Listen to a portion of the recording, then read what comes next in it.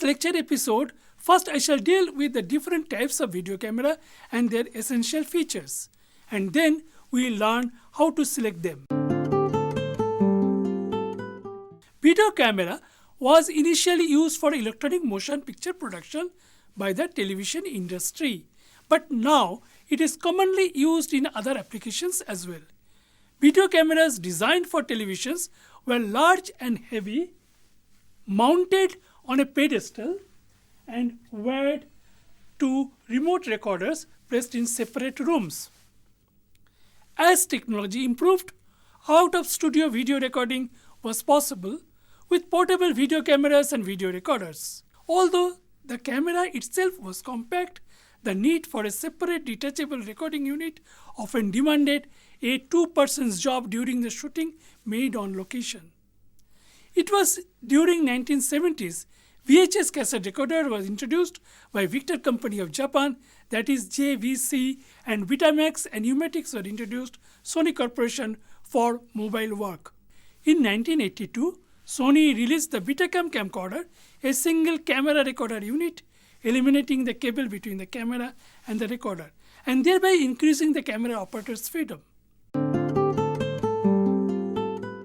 A wide range of video cameras are available today, ranging from modestly priced and designed for consumer to very sophisticated engineered state-of-the-art cameras for professionals. They are mostly designed to suit a variety of applications, and their designs and performance vary with cost. While cameras of lower range can provide satisfactory image quality under optimum conditions, more advanced design cameras are packed with more features and controls and produce consistently excellent pictures even in adverse lighting conditions. Video cameras can be placed into three broad categories: consumer, prosumer or industrial, and professional. But today's cameras have partially blurred the lines between these categories. Therefore, low-end cameras are now often used for professional production or vice versa. Consumer cameras are designed with untrained consumer in mind, mostly for amateur use. They are commonly used to cover occasions at home, taking video during excursion, and so on. Consumer cameras are simpler to operate, and most, if not all, features on consumer cameras are fully automatic. So generally speaking, you cannot manually adjust features like exposure, audio level, white balance, and focus in consumer cameras. All consumer cameras have fixed lenses. Usually consumer cameras have smaller imaging chips. Therefore, the image from the most consumer camera is inferior to an image from a professional camera. In addition, consumer cameras don't have a XLR audio output or inputs for professional sound equipments. Consumer cameras are less expensive, at present price between 5,000 to 30,000 rupees. Handycams comes under this category.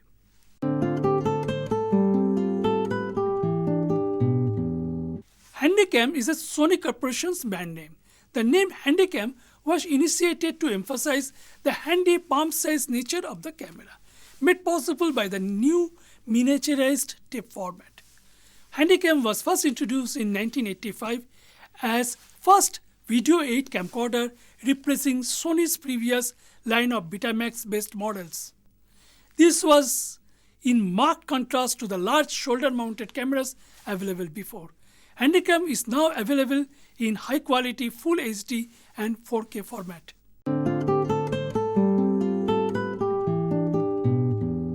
iPhone, Androids, and some Nokia models are examples of smartphones that have built-in cameras and capable of shooting HD video.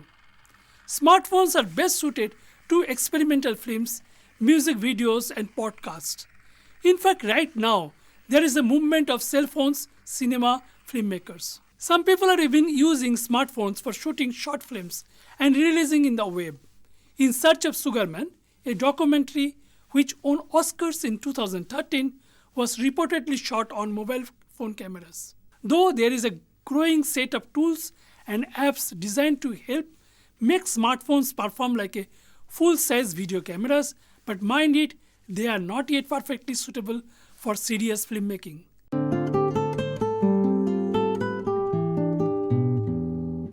DSLR stands for Single Lens Reflex Camera. DSLRs are basically digital photo cameras that have added ability to shoot high quality HD video.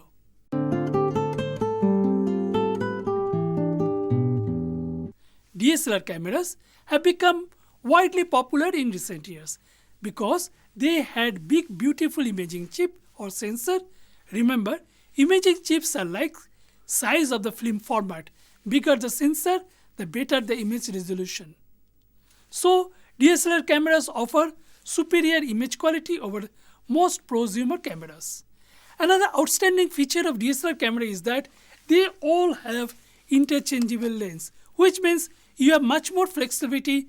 If you can afford them, you can use really good lenses. As because DSLR cameras are still cameras, its lenses are more affordable to buy or to rent. Moreover, biggest factor that's led to the popularity of DSLR cameras is their affordability. Basically, DSLR cameras have doubled the image quality at half the price of a dedicated prosumer video camera.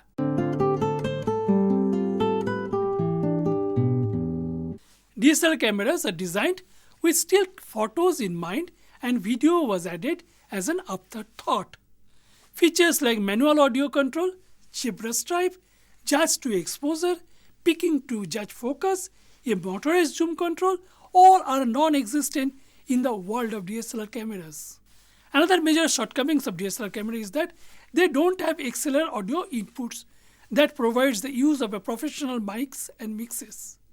And the third factor that makes DSLRs tricky is that they typically have a limited recording time of about 12 minutes per clip. Now there is many third-party devices, workarounds and jigs available in the market to help DSLR shootings overcome these shortcomings, but they all add more cost and complications to DSLR rigs and shootings. So you have to consider the whole package that comes along with shooting DSLR video. Though the whole package of DSLR cameras aren't affordable, but it has admittedly opened up the challenging world of filmmaking for many people. The term prosumer was first coined by the futurologist Alvin Toffler in 1980. Digital revolution of the past decade completely blurred the line between the consumer and the professional cameras with a new class of cameras known as the prosumer cameras. Prosumer video cameras are ranged between professional and the consumer cameras. Sony's DSLR-PD 170p comes under this category. Prosumer cameras have smaller appearance than the large shoulder-mounted camera used for broadcast TV, but they are packed with enough professional features and can do just about any job. The design of prosumer cameras also vary, but all offer full manual image control, audio control, and most have XLR audio input. At the higher end of the scale, prosumer cameras can also offer bigger image chips, interchangeable lenses, and even the ability to feed timecode in and out for multi-camera recording. So it's really hard to classify the difference between prosumer cameras and so-called professional cameras. A prosumer video cameras can often rival that of big budget cameras that cost 3 times as much. Prosumer cameras are more expensive than consumer cameras, at present priced roughly between 2 to 3.5 lakhs. Many features and characteristics are common between prosumer cameras and professional cameras. This Sony PD 510p is an example of pro camera. Pro cameras tends to be larger and heavier than the prosumer cameras, and typically they are shoulder mounted. They also have an interchangeable lens, so you can use prime lenses, swap out different lenses if you like. Professional cameras will allow you to input timecode in and out for multi-camera recording. And in general, because of the large imaging chips, superior color processing, higher quality lenses, the overall image quality is even better on professional cameras than the prosumer cameras. But remember that image quality is great on many prosumer cameras, but based on professional cameras. At present, the professional camera may cost upward 8 lakhs to go well up to 15 lakhs and beyond. Both broadcast cameras and high-end portable cameras used for television studio. Television studio cameras lack a recording capability of a camcorder and are often fixed on a studio pedestal. Signals from the television studio cameras are sent through a multi-core or triax or optical fiber cable to the camera control unit, in short CCU. CCU is an integral part of a live television broadcast chain that helps to match the quality and output of all the cameras on the studio floor remotely from the PCR, that is from the production control room. CCU remotely controls various camera parameters such as aperture, white balance, neutral density filter, master pedestal, black balance, gain, both individually for red, green and blue channel. CCU also control master gain and provide power to the camera through multi-core or triax optical fiber cable. Those multi-core or triax or optical fiber cables carries a host of signals, both digital and analog in nature.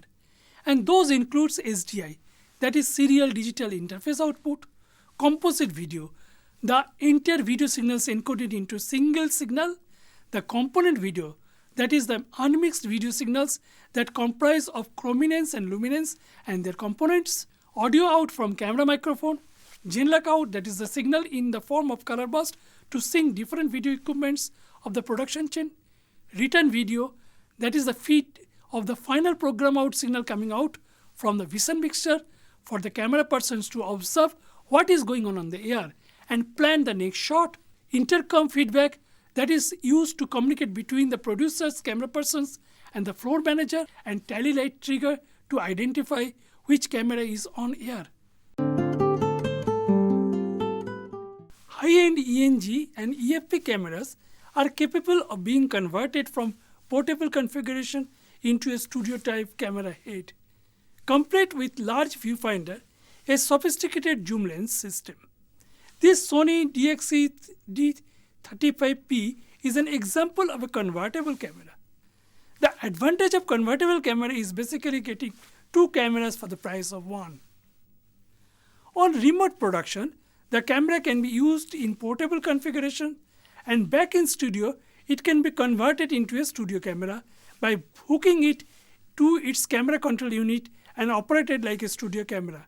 Convertible studio cameras are much lighter in weight than studio cameras.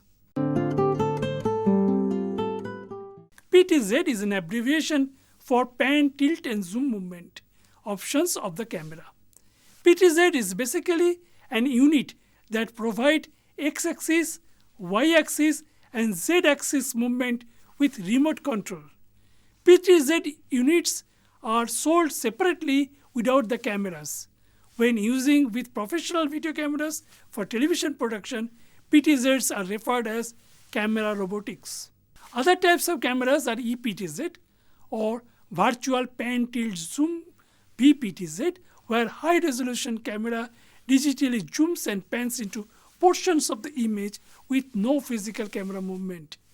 Ultra low bandwidth surveillance streaming technologies use VPTZ to stream user-defined areas in higher quality without increasing overall bandwidth usage. Auto tracking is an innovation to the PTZ camera. When there is any movement takes place within the camera field of view, some changes of pixel takes place in the sensor.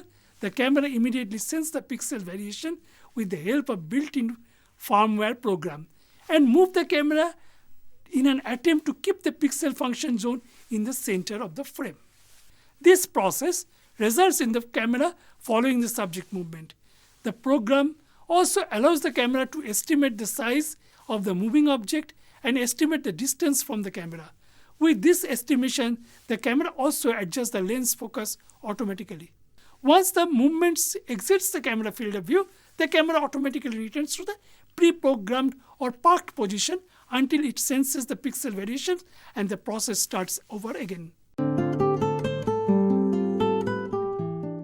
Superchip cameras have imaging chips that are 2 to 3 times that of the Pro camera. Superchip cameras are excellent choice for high-end professional work, mostly used in filmmaking. Red camera, Sony's Cine Alta, Panasonic's AF100 camera, and Blackmagic are some of the examples of Superchip camera. When we plan to buy a camera, the cost often dictates the primary selection. Then comes the physical aspect, like the size, weight, and portability of the camera. In advanced level, its technical specifications like sensor, effective picture elements, requirements of minimum illumination, sensitivity, system versatility also play the vital role. The choice of recording media is also an important factor. Tape as a recording media is also on the verge of extinction. Optical Blu discs are on the card. Sony and SanDisk are created a professional solid-state memory storage for video recording called S/S Pro.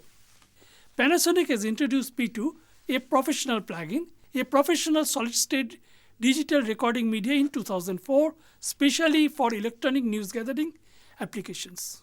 Some recent video cameras are also accepting standard SD, that is secure digital, and SDAC, secure digital high capacity solid state memory cards. Further, the final mode of distribution often dictates the selection of cameras. Though there is no hard and fast rule for selection of the camera, but in general, one select consumer cameras like Handycam or DSLRs for home movies. Prosumer cameras are often selected for documentaries. For broadcast, normal professional SD cameras are used. Professional HD cameras are used usually for HD broadcast, corporate and television advertisement. If one aims for full HD transmission, one needs to select professional HD cameras. And for film release, you need to use high-end professional cameras with 2K or 4K resolution. In this lecture, we began our discussion on different types of camera and their essential features. There we learned that there is a wide range of video cameras available in the market, starting from the consumer camera to very sophisticated state-of-the-art professional camera. We also learned that some people are even using today's smartphones for shooting short films and releasing on the web. DSLR cameras have become widely popular because of superior image quality over prosumer cameras, and prosumer cameras are ranged between professional and consumer cameras. Further, we learned that because of large imaging chips, superior color processing, higher quality lenses, the overall image quality of professional cameras are better than the prosumer cameras. Broadcast and high-end portable cameras are used for television studio and they lack recording capabilities. Then we learned about the convertible cameras, which can be used both for remote as well as studio production when hooked up to the camera control unit. Thereafter, we discussed about the PTZ camera, which can be remotely controlled by automation system. Then we learned about the Superchip cameras, which are mostly used in filmmaking. And finally, we discussed the factor that influence the choice of the camera. Though there is no hard and fast rule for selection of camera, but in general, one selects cameras based on physical and technical specification, keeping the final distribution system in mind. Thank you.